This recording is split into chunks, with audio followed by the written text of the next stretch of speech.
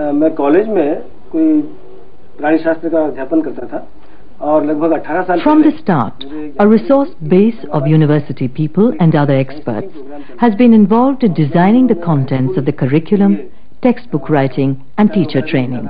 देखो, teacher training का सबसे एक्साइटिंग मतलब ये जो पहलू है कि हम वहाँ जाके किस तरह बिहेव करते हैं। जैसे किसी भी जगह, ये यूनिवर्सिटी में पढ़ाता है, ये जाके वहाँ अपनी कमीज तो नहीं उतार देता ना, पर वहाँ जाके इसने जिस तरह अपनी कमीज उतारी और अपनी पसलियां गिनवा रहा है, वो बिल्कुल एक फर्क रोल है। वहाँ पर टीचर और टॉट के बीच में एक ऐसा संबंध है कि उसके बीच में किसी प्रकार का दुराव छिपाव नहीं। और आप टीचर्स के साथ करेंगे तभी वो टीचर्स जाके अपने स्टूडेंट्स के साथ करेंगे, क्योंकि आपने एक रोल बिल्कुल चेंज कर दिया है। लेकिन यही बात जब मैंने अपनी ट्रेनिंग इंस्टीट्यूट में करने की कोशिश की तो वहाँ मैंने ये देखा कि वहाँ चाहे प्री सर्विस के ट्रेनिंग हो, चाहे फिर वो हमारे इन सर्विस टीचर्स हो, लेकिन दोनों के केस में बहुत ज्यादा रेजिस्टेंस दिखा। और यही चीज वहाँ जब करने की कोशिश करते हैं तो पूरी तरह सफल नहीं हो पाते। हाँ, तो इसी से एक वॉलंटरी ऑर्गेनाइजेशन या स्वयंसेवी संस्था जो काम कर रही है, उसके काम करने का तरीका ही बिल्कुल अलग है। उसमें उस तरह की शासकीयता, उसमें उस तरह का ढांचा है ही नहीं, इसीलिए ये सारा जो माहौल है अलग बन पाता है। यहाँ पर बदलाव पूरा ही लाना होगा। अगर हमने टीचर्स ट्रेनिंग कर दी, टीचर्स को पढ़ा दिया, उन्हें ट्रेन कर दिया, तो ये तो एक कड़ी पूरी हो गई, बाकी की कड़ियां तो छूट ही जाती है। तो हमें पाठ्यक्रम भी बदलना होगा, परीक्षा पद्धति भी बदलना होगी, और उसी प्रकार के फीडबैक, मासिक गोष्ठियां वगैरह सबकी व्यवस्था जब तक हम नहीं करते हैं तब तक ये सिस्टम अपना पूरा नहीं हो पाता। बात बहुत होती है नीतियों में, मतलब कोठारी कमीशन से लेके आज तक हर नीति में ये बात आ रही है कि स्कूली शिक्षा का एक बहुत लिंक होना चाहिए, एक संबंध होना चाहिए यूनिवर्सिटी के साथ, कि यूनिवर्सिटी के लोग उसमें जुड़े। पर ये केवल कागज तक रहता है। हमें सबसे पहले यहाँ पर ऐसा एक जीवंत रिश्ता, मतलब एक ऐसी जगह दिखी जहाँ ये रिश्ता बिल्कुल जीवंत था। केवल हम एक्सपर्ट नहीं, टेक्स्ट बुक नहीं लिख रहे, एक पूरे पैकेज में हम साथ जुड़ रहे हैं। जैसे ये सारी जो चीजें लगी तो लगा कि ये कार्यक्रम केवल एक नए तरीके से कोई चैप्टर राइटिंग या कोई ऐसा कार्यक्रम नहीं है, मगर अपने आप में शिक्षा की एक मूल अवधारणा को ब्रेक करने वाला है, तोड़ने वाला है। हम लोगों ने जो जीवन जिया है ना, वो एक प्रशासनिक जीवन जिया है। मतलब खुले वातावरण में हमने सांस नहीं ली।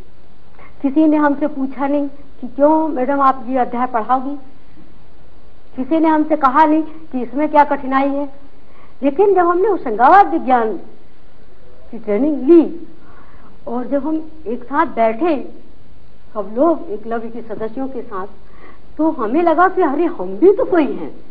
हमसे ये पूछा गया कि बहन जी आप ये अध्याय पढ़ाएंगे, अपन शिक्षक हैं, अगर हम Teachers from different schools hold monthly meetings in each area. These provide an opportunity to discuss a wide range of issues. Besides academic matters, administrative problems are also part of the agenda.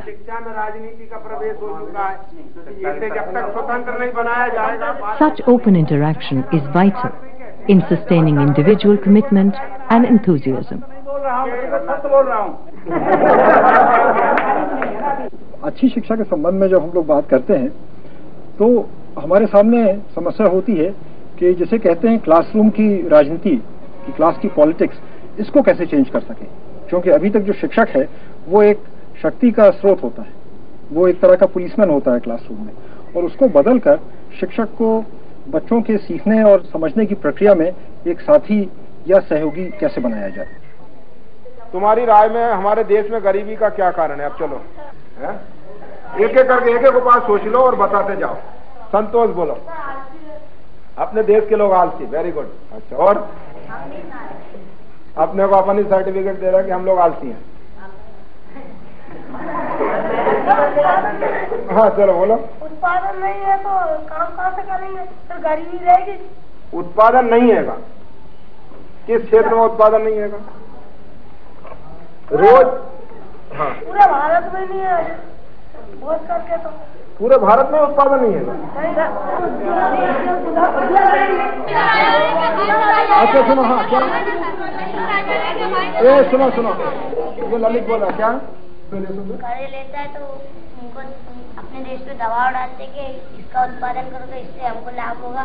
हाँ, विदेशों से कर्जा नहीं लेंगे, कर्ज देंगे, कमाओगे नहीं तो कहाँ से दोगे आप? था सोयाबीन। सोयाबीन का दबाव अपने पर है ना कि उत्पादन बढ़ाओ। बांध बनवाया था। बांध बनवाया था क्या? बांध बनवाया था उन्होंने, तो कहा था कि अगर सिंचाई कर रहे हो तो सोयाबीन बोगे। अच्छा, ऐसा तय है ना।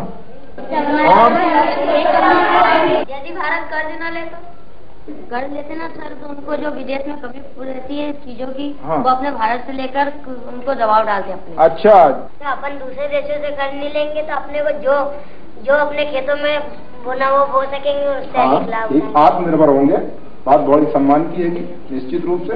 और यदि अपन कर्ज दूसरे देशों को दे तो क्या हो?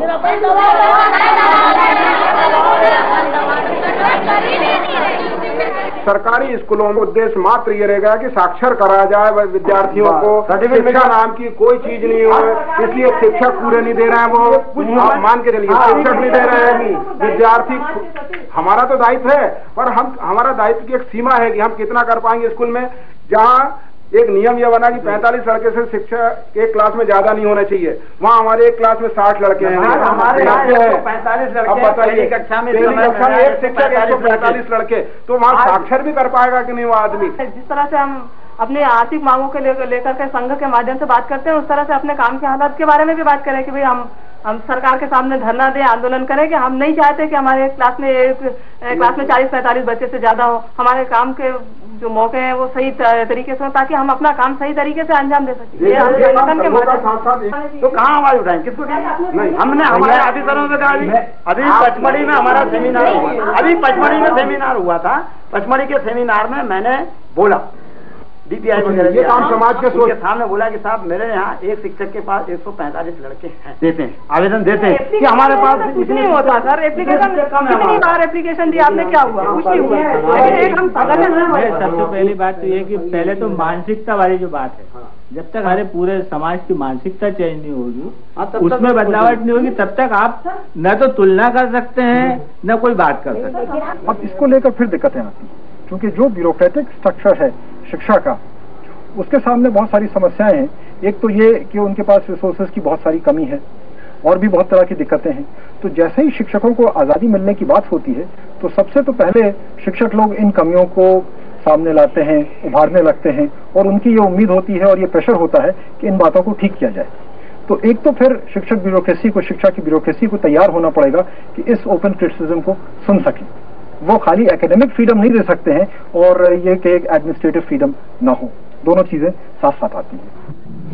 अब अंततः देखिए, हम सब एजुकेशन फॉर ऑल की बात कर रहे हैं इस देश में, और पिछले 3 साल में बड़े जोर से हो रही है, पैसा भी आ रहा है कि साक्षरता और प्राथमिक शिक्षा दोनों का एक अभियान चले, ताकि निरक्षर न रहे कोई और सब लोग स्कूलों में जाएं।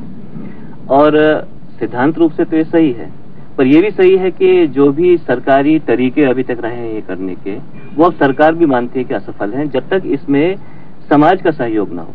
समाज का सहयोग है कि कुछ लोग सामने आए जो कि ये काम करें जगह जगह पे। और दूसरी बात यह है कि पालक या जो जिनको हम लोकल बॉडीज कहें, वो लोग प्राथमिक शिक्षा में इंटरेस्ट लें। मेरा ऐसा सोचना है, अंततः अगर पूरे देश में हमको लोकव्यापीकरण करना है, रुचिकर पाठ्यक्रम और शिक्षक प्रशिक्षण परीक्षा, ये बातें तो है ही, पर अंततः स्कूलों का कंट्रोल वो समाज के ऊपर होना चाहिए, वो शिक्षा विभागों से हटना चाहिए। वो हर एक जगह पे गांव की एक एजुकेशन कमेटी हो जिसमें महिलाएं अधिक हों, और वही स्कूल का देखरेख करे, शासकीय तंत्र केवल एक सहायक हो। मुझे लगता है इन चीजों को मिलकर हम शायद लोकव्यापीकरण इस देश में कर सकते हैं।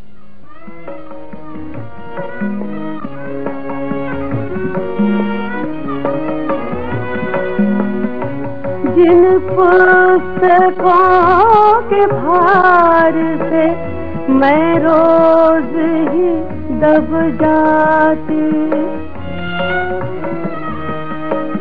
उनमें नदी पहाड़ के दर्शन मैं क्यों न पाती। मेरे गुरुजन मेरे मन की बात क्यों समझ न पाते, मुझे क्यों प्रकृति से दूर दूर क्यों सदा हटाते जैसा मैं चाहती हूँ।